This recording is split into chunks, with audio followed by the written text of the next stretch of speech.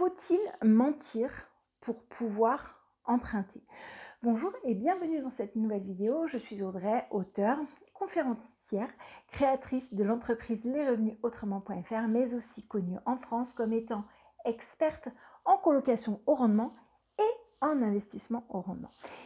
Et aujourd'hui, on va voir ensemble s'il est bien ou non de mentir à son banquier pour obtenir un crédit, pour y faire du locatif. Alors pour vous donner mon aperçu, eh bien, je vais vous prendre un exemple. Avant-hier, j'étais en coaching avec une personne et concrètement, elle m'a dit qu'on lui avait recommandé puisque c'est une personne en fait, je vais vous situer le contexte, qui travaille à mi-temps. Donc de mémoire, elle a à peu près 600 € et liée à son mi-temps. Et aussi, elle a une petite activité d'indépendante. Et elle fait en général entre 500 et 700 €. J'ai l'impression que c'est du chiffre d'affaires. Mais vu qu'elle n'a pas trop de charges liées à son activité, eh bien voilà. Mais forcément, il y a des périodes qui sont plus fastes pour son activité, il y a des périodes qui sont beaucoup plus creuses. Et elle me dit, oui, on m'a recommandé bien, de dire au banquier, puisque cette personne est locataire, donc elle a quand même un certain âge, mais elle peut a priori peut-être toujours emprunter. Elle me dit, je n'ai peut-être que 1000 € de côté, ok. Et elle me dit, du coup, on m'a recommandé de dire au banquier qu'il fallait que j'achète ma résidence principale. Et je vais acheter ma résidence principale et puis je vais peut-être, mais je n'y habiterai pas du tout, et je vais la mettre tout de suite en colocation. J'ai calculé sur Clermont-Ferrand qu'il faudrait que ce soit rentable, pour que ce soit rentable, qu'il me faille au moins 4 chambres, etc., etc., etc. Donc Clermont-Ferrand est une ville que je connais aussi très bien. Et ok, donc je regarde sur mon tableau de rentabilité, d'ailleurs tableau que vous pouvez télécharger en cliquant sur le i comme info au long de la vidéo qui va s'afficher. Et voici, vous allez pouvoir utiliser le tableau que j'ai créé pour moi et que j'utilise d'ailleurs en capture d'écran lorsque je fais des propositions d'achat. Bref, donc je regarde voilà, sur mon tableau de rentabilité, etc., etc. Je fais ouais, bon, d'accord.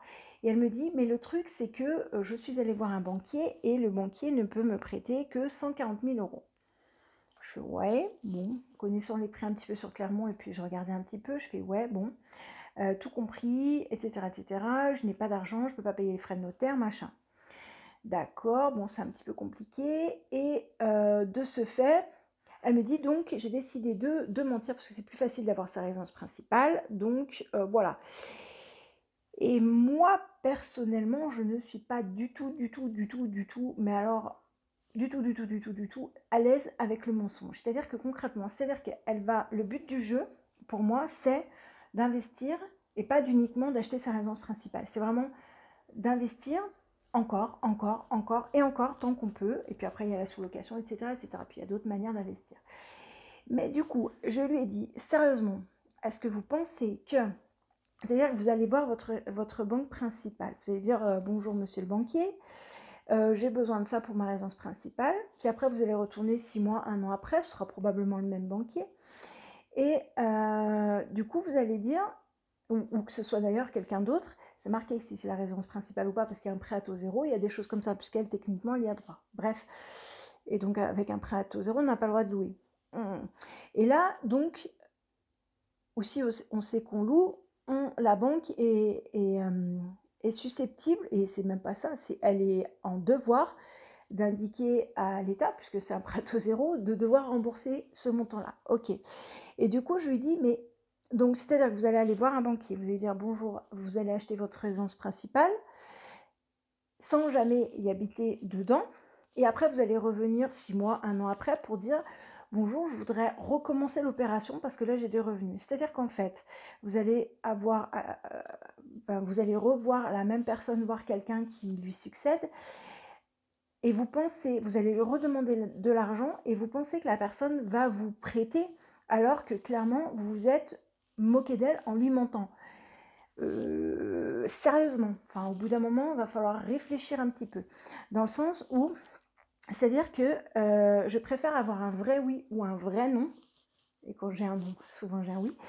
Eh bien, en disant, écoutez, voilà, concrètement, quelle est votre politique dans la banque? Je suis locataire, admettons, de ma résidence principale.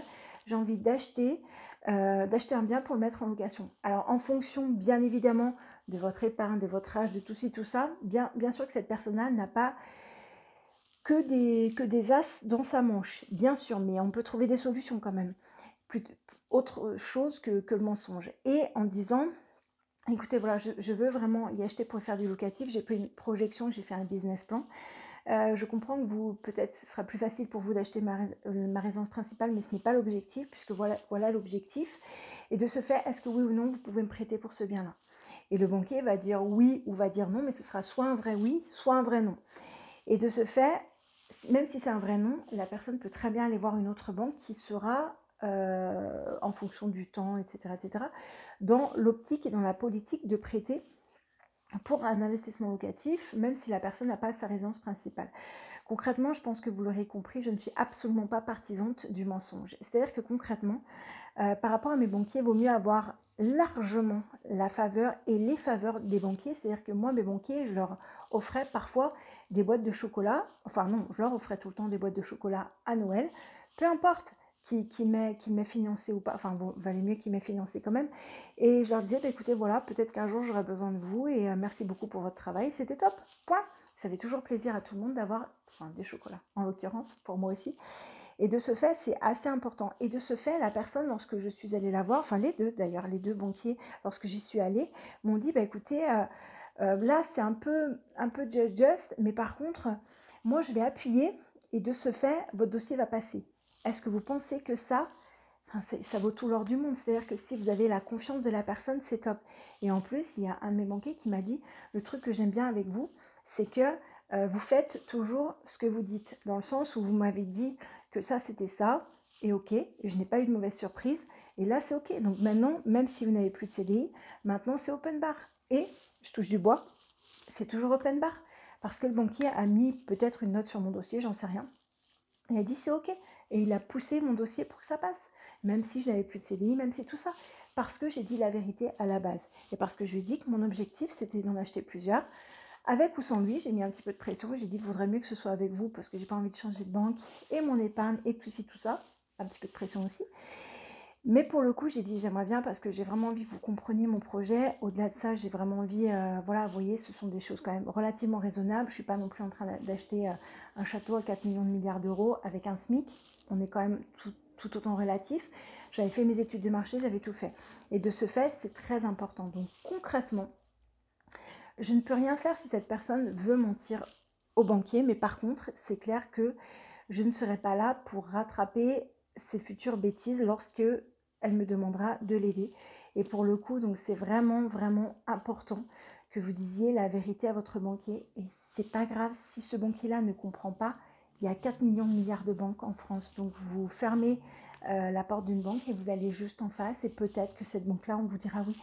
Il ne suffit pas d'avoir un oui sur toutes les banques, il suffit d'avoir un oui d'une seule banque. Et c'est pas grave si vous quémandez pendant 14 fois et que vous présentez pendant 14 fois votre dossier, il suffit d'une personne qui vous dit oui et ce sera bon. J'espère vraiment que cette vidéo vous a plu. J'espère vraiment que vous allez la liker, ça m'aiderait énormément. J'espère aussi que vous allez vous abonner à la chaîne Les Revenus Autrement en cliquant sur la cloche qui se situe en bas à gauche de votre écran pour recevoir toutes les vidéos en avant-première, en exclusivité. Je suis indépendante et je suis en freestyle, donc je dis toujours ce que j'ai envie de dire, et sans filtre. Et pour le coup, j'espère aussi que vous allez nous rejoindre sur la communauté Les Revenus Autrement qui est présente dans sur tous les réseaux sociaux, Facebook, Twitter, Instagram, vous allez tous les retrouver en bas dans la description. Si vous voulez aller plus loin sur votre projet, vous allez aussi trouver dans la description de quoi télécharger mon tableau de rentabilité dont je vous ai parlé, aussi sur le i en haut à gauche qui apparaît de l'écran. Mais aussi, vous allez pouvoir aller plus loin en vous formant à la colocation. Grâce notamment à ma formation financièrement libre, grâce à la colocation, c'est le moment d'apprendre que ce soit pour en créer un business sur la version complète ou juste parce que vous avez un besoin ponctuel, parce que les modules sont à la découpe. Vous allez aussi pouvoir apprendre à créer de la valeur avec Happy Déco, qui a été conjointement fait avec une architecte et une architecte d'intérieur, donc il y a vraiment du lourd. Vous allez aussi pouvoir aller plus loin sur les crédits, vous allez aussi avoir tout ce dont vous avez besoin. Tout se trouve dans les descriptions. Et bien sûr, je vous encourage vraiment à commenter cette vidéo et je répondrai à vos commentaires avec plaisir. Et puis moi, je vous dis à très très vite dans la prochaine vidéo. Et puis mettez-moi aussi dans les commentaires peut-être des sujets sur lesquels vous voulez que j'intervienne ou que je vous explique, etc., etc. Et moi, je vous dis à très très vite dans la prochaine vidéo. Ciao, ciao.